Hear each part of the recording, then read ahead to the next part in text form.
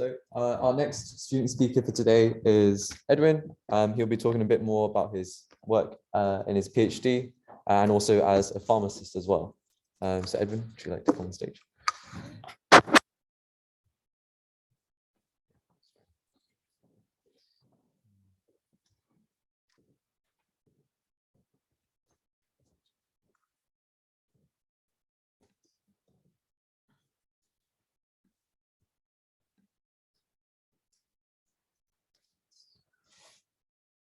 This one, yeah, this one. Stage is all yours.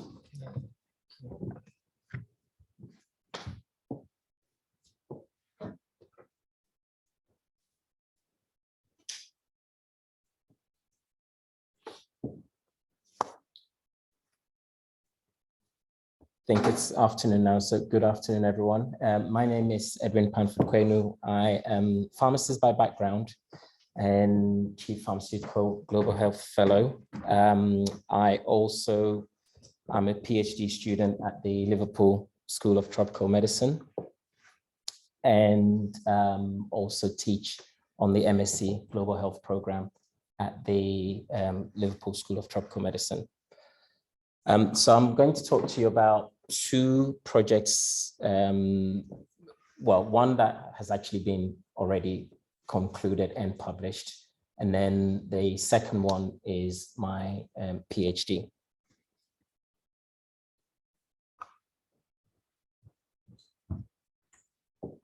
So the first one is the delayed prescribing. So Sorry, I just needed to move the. Okay. So the first one I'm going to talk to you about is a delayed prescribing, and this was actually part of a grant that we got from the Fleming Fund in 2019, which Dame Sally did mention earlier, and I was part of the UK Faculty of Public Health team, and we partnered with the Ghana Public Health Association to implement antimicrobial stewardship practices within a hospital, Lekma Hospital in Ghana. So Lekma Hospital is a tertiary hospital established in 2010, and it's 141 bed capacity at the time. It has actually expanded. And the last census showed that the population within the Lekma area is about 260,000, but that we also suspect has also increased. So as a hospital, it has increased and the population has also increased. And we chose this hospital because of one, its location, and it was quite close to, it's kind of in a very tricky situation where it's close to the urbanized area, but also some rural communities use it. So it has a mixture of patient, and we chose it to be the center of where our whole project was going to happen. And we went in initially without the plan to implement this stewardship program, but it then ended up being like that because of what we saw.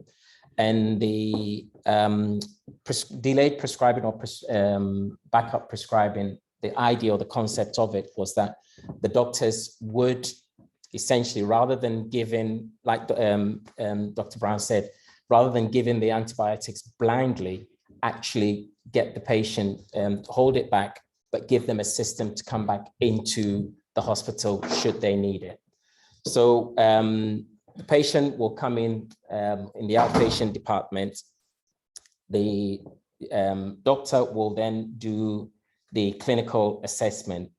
And based on that clinical assessment, the patients will then be assigned to one of four groups. So group cohort 0, as we call them, were the ones where no antibiotics would be given. They would just be given a leaflet on how to, I guess, look after themselves in their current state.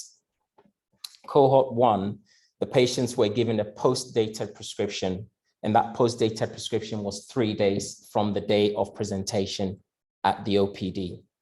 And that post-dated prescription they took away, and they can go to any pharmacy to kind of get the prescription filled after that.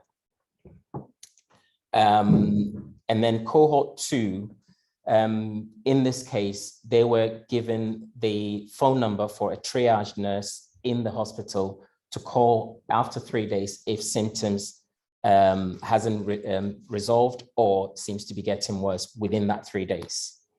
And then the final cohort were the cohort that were given a prescription that was left at the hospital pharmacy.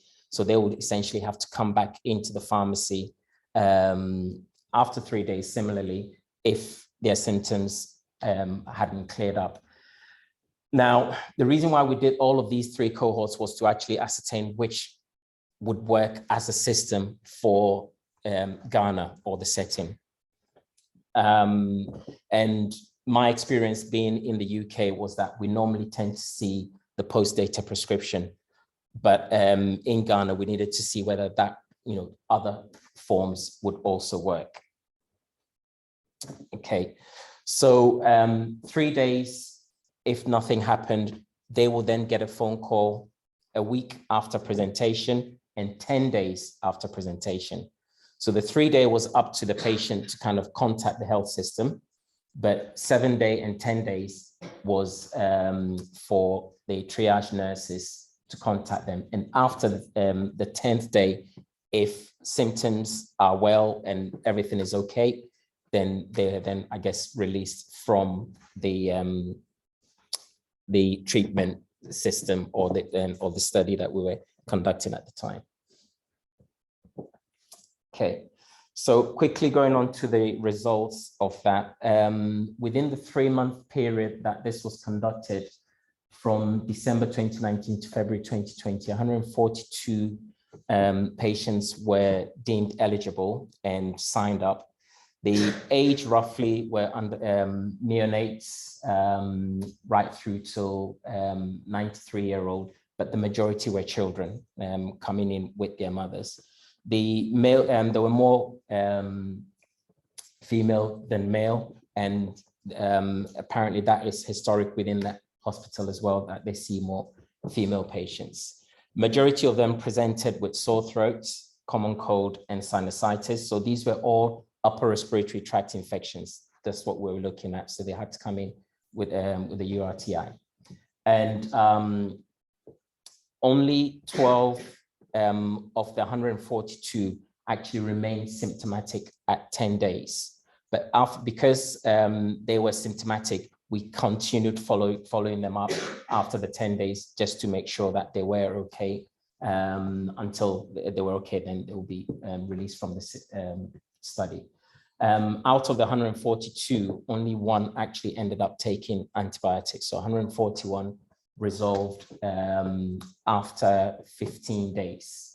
All 141 were okay, but only out of within majority of them within 10 days were better without the antibiotics being given. And none of the 142 that were recruited actually suffered any adverse effect or incident as a result of taking part in this study. Now, whilst this was going on, we actually did something very interesting. I got the hospital pharmacists to look at their antibiotic prescribing data. And the graph on the side here showed the pattern of presentation for the antibiotics that were prescribed. And when we looked at this, this was, it would have been July 2020. It was just a random conversation and we just looked at it. And we actually saw a spike around February, March time. Now, that was very unusual for the hospital from what the clinicians were all saying. And obviously, Ghana went into lockdown at that time as well. So this was a different conversation that happened afterwards about using, I guess, data that already existed to almost try and predict things that may have been already coming up in the system. We're continuing with that study at the moment just to see what we can pick the trends from. But in terms of the actual project that we did, what we showed was the evidence of self-implementation of such a project in Ghana or any other low middle income setting. All the models can be adapted because all the patients that actually, irrespective of which cohort they went into, actually found it quite agreeable and were okay with it. There wasn't any major complaint that this didn't work for me. We also did some calculation on the economics of it, and we reckon that it would have saved about 6,000 antibiotic prescriptions in a year if this is actually implemented in the hospital. It was both acceptable by the clinicians and the patients. We did have to convince the clinicians to actually buy into this, but once they bought into it, it was, they really did see the power of actually delaying some of these antibiotics. And I guess anyone that is ever willing to engage in such a project, things to consider will be training all staff, including cleaners. So one of the things that we did was we just didn't focus only on the nurses and the doctors and the pharmacists. We actually went within this, the whole hospital, from cleaners right to, because IPC, that's where infection prevention, cleaners are probably the best people to know about that. We also need to be aware of the cost implication of this. So overall, this wasn't, setting up wasn't that expensive. It was the phone calls and kind of getting people to the hospital that actually took most of the money. And promotion of the service is absolutely ideal so that everyone buys into it. And use of locally diverse staff, because language could have been a barrier to this, but fortunately we had nurses that could speak multiple languages, so they were able to interpret the leaflets, for example, in the local language. And also having a dedicated phone line that the patient can call into if they need to was absolute priority, because it gave them that sense of someone actually cares about how I'm feeling or what, what's going on with me. And then weekend and out of hours, we saw variation similar to what Dr. Nick was saying earlier as well. So something like this, if it was ever moved forward, weekend coverage was something that we needed to look at. And also seasonal variation, similar as shown by the graph as well. Right, so the next part of my presentation is my research. So I would just like to say that it's a privilege to present this. This is the first time I'm presenting this outside my LSTM research group, because I've literally come back from Ghana 6 weeks ago. So the data I'm showing you now, it's still ongoing interpretation, but this is what's emerging from it at the moment. So my research is looking at antimicrobial stewardship among community pharmacists and over-the-counter medicine practitioners in Lekma area in Ghana as well. This wasn't done to complement the CW PAMS. Actually, this was a project that was already going to do, and the CW PAMS just happened to have happened at the same time. So we just merged the two to make complement each other. And the reason why I guess I looked at community pharmacists is in Ghana in particular. Well, obviously the fact that I'm a pharmacist helps, but in Ghana in particular, you can buy antibiotics from any community pharmacy. And for me, stewardship within those settings are actually very, very key. And it was really good to hear Dame Sally and Dr. Brown mention pharmacists, because I strongly believe that in terms of stewardship, there is a huge place for pharmacists globally.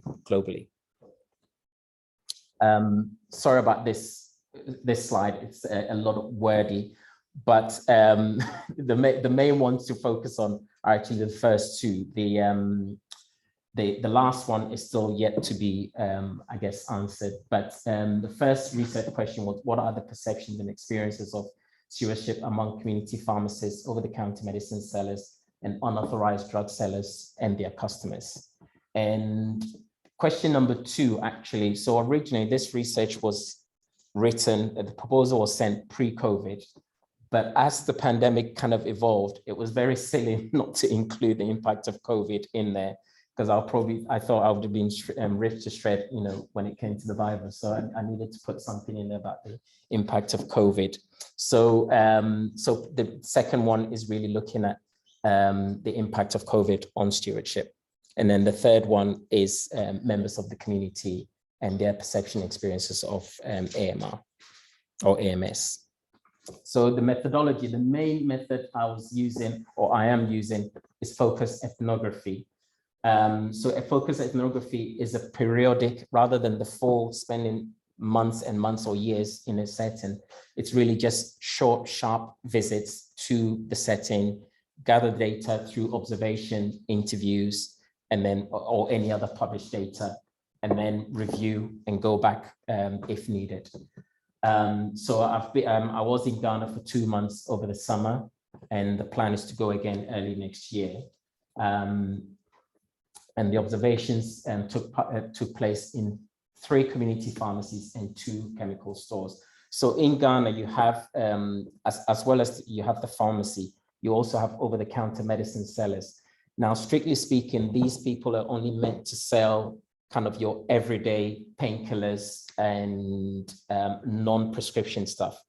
But there's a lot of evidence to show that they actually do sell antibiotics. And when an inspector comes in, they hide the antibiotics. So I just needed to get their understanding of what is going on with them and why do they do what they do, obviously from an AMS perspective. And then the interviews, the focus group I haven't conducted yet, but the individual interviews I have done. Participants were community pharmacists, licensed chemical sellers. I haven't interviewed any customers yet, but the street sellers, I have got one that I will be actually spending a couple of days with when I go back in the new year. Now, interestingly, the street seller that I am going to be shadowing, every morning, he literally carries a basket of a mixture of stuff from herbal medicines to antibiotics. And in there, whatever you have, whatever condition you have, I'm sure he'll tell you he's got something in there. And I watched him walk past the hospital several times. He won't be stopped. He's never been stopped. He's never been kind of, there is no policing, which I'll come on to, but he does it, it's his job and he does it just naturally. So I then spoke to him and said, look, can I just spend a couple of days with you? And he was more than happy to take part. He actually finds it quite hilarious that someone wants to know what he's doing. So the results so far, I've interviewed 20 pharmacists, all qualified within the last 10 years. There were 17 with bachelor of pharmacy and 3 with actually doctorate in pharmacy. 12 male, 8 female. The language spoken varies and all across, obviously English being the main one, but a lot of them speak multiple local languages as well. And they all have varying experience, mainly hospital and community only. Funnily enough, none of them have had any industrial experience. So my next target is to find someone who has had some industry experience to see how, their perception. I've also interviewed 2 over-the-counter medicine sellers. One has 6 years experience and the other one has 10 years experience. And they're all in community pharmacy experience. And I've also interviewed 1 patient at the moment as well. So the next time I go, the patient's interviews will be the main focus. Right, so the experiences of stewardship from the pharmacists, so the ones with the P is what's emerging from pharmacists, and then MCAs, medicines counter assistant, who work in the over-the-counter stores. So difficulty in maintaining stewardship is one of the themes that's coming out at the moment. There's also customers' expectation and persistence in what they want. And that actually, I saw that when I was doing the observation as well. So the pharmacists have confirmed it through the interviews, but I also saw that, observing in the pharmacies. The pharmacists are saying that it's actually easier to persuade an illiterate person to go with just the general cough syrup, if that's what they've got, than an educated person. The educated ones are actually much more difficult to persuade, and they seem to be the bigger problem when it comes to actually not giving antibiotics. And expats especially are the primary major concern. They see more female customers than men, but they reckon that it's probably because the men just don't want to do anything about their illness. It's probably pressure from their wives or partners that are saying, like, I'm going to get it for you. But more female, and also UTIs are more common, which I haven't added yet, but UTIs are more common conditions that they see. And I guess before I go on to the other phrase as well, one of the things in Ghana is that obviously to see a doctor, you have to pay to see that doctor. So there is that financial barrier already. So they would rather go to the pharmacy where they don't have to see anyone, but they can still get the medication they want. So it's easier for them to actually go to the pharmacy than see the doctor. One of the major concerns both from the medicines counter assistants and the pharmacy is policies and policing of stewardship or antibiotic supply within the system. And like I said, this guy is carrying a basket of antibiotics and no one will ever stop him. And so, and it's the same thing in these settings which are controlled, but they don't seem to feel that, that there's pressure on them to actually adhere to the rules and regulations. The medicine counter assistants in particular actually saw their role in supplying antibiotics as doing good community good. Now, interestingly, none of them had heard of antimicrobial resistance or knew what stewardship meant, but they felt that it's within their right, it's for the community that they have to supply antibiotics as someone walks into their system. But they're also aware that what they're doing is illegal. But they said, they would rather come here than go to the pharmacy where they're going to pay more. So money, once again, featured quite highly in what they were doing in that system. Right, on the impact of COVID, generally, and this is from all the pharmacists, they don't feel there was any stewardship. They were supplying antibiotics left, right, and center. They didn't feel there was no need to actually hold back any antibiotics. So whatever the patient wanted, they supplied. Other medical professions will call them and say, I'm sending this patient to you. Can you give them this, this, this? They wouldn't question it. So they felt that COVID in particular has really reversed everything that was being done pre-COVID. And there was also the financial implication for them, because if they didn't supply it then with the low number of customers they were seeing, this was the one chance for them to actually make money. So they would sell it. And obviously they were aware of the abuse of antibiotics. And there was no direction from anyone above in terms of the community pharmacy. There was no direction on what they needed to be supplying. So whatever the patient wanted or the doctor said, they would supply. And one quote from one of the participants was that they were so desperate, and they said, a drowning man will clutch to a straw. That's the situation that they felt COVID impacted on them. So they would just give it anything and everything. So the next step is more field visits. Like I said, next year, patient customer interviews, and interview a lot more of the over-the-counter medicine sellers and shadowing the street seller, or a couple of them. I've got one, but I will need one more.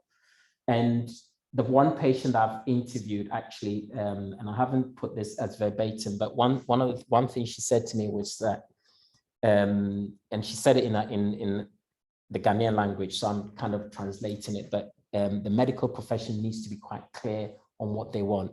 On the one hand, we want them to take care of themselves, but on the flip side, we're telling them, don't use this, don't take this. What's the difference between this drug, which is the antibiotic, and the cough syrup that's on the counter? And there was a light bulb moment, because I see antibiotics and cough syrup very differently because of my background. But to that patient, they didn't see any difference between the two. But that's still yet to follow. So I will keep you posted. Thank you very much. And I would like to obviously thank my supervisors, Liverpool School of Tropical Medicine, Faculty of Public Health UK, Commonwealth Pharmacy Association, Leckman Hospital, and the participant, and obviously Trinity AMR, and my wife and children for allowing me to go to Ghana for 2 months. Thank you. Thank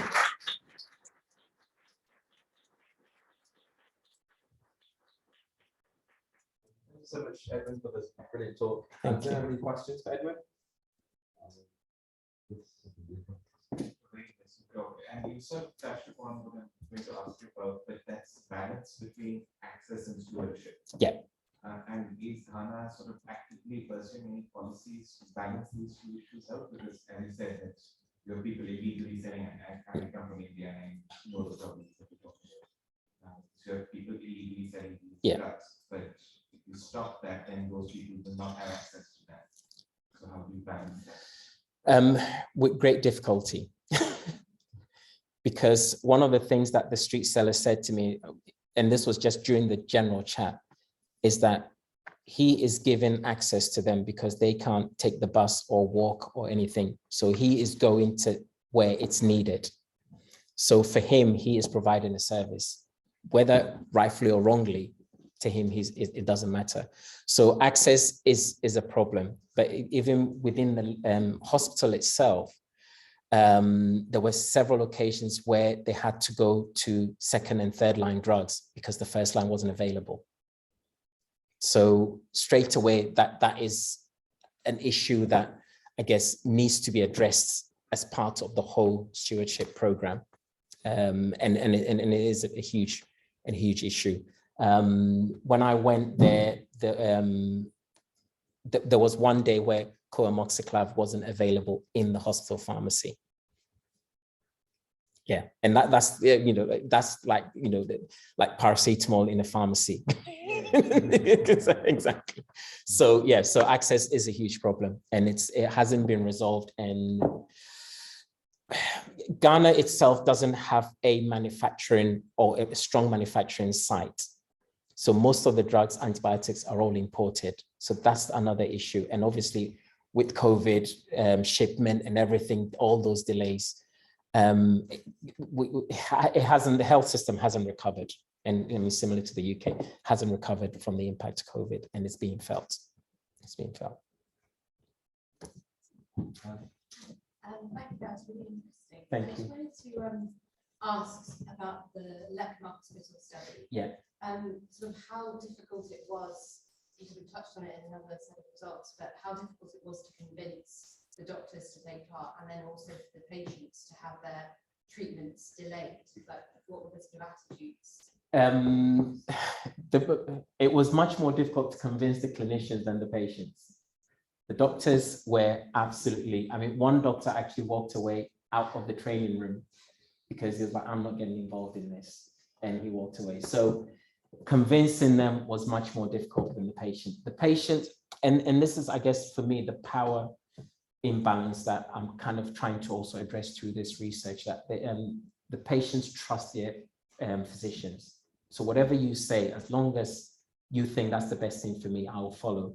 But with the clinicians, we had to have several training sessions and Q&As, and even when I was here. So we went to Ghana, it would have been November 2019 for the World Antimicrobial Awareness Week.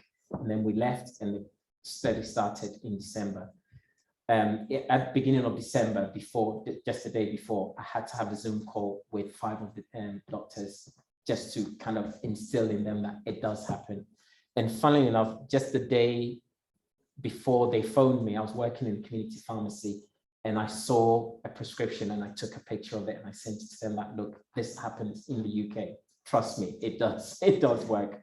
We're not sure about which of these 4 cohorts will work for Ghana, but the system, there is a system that actually means that you can do this.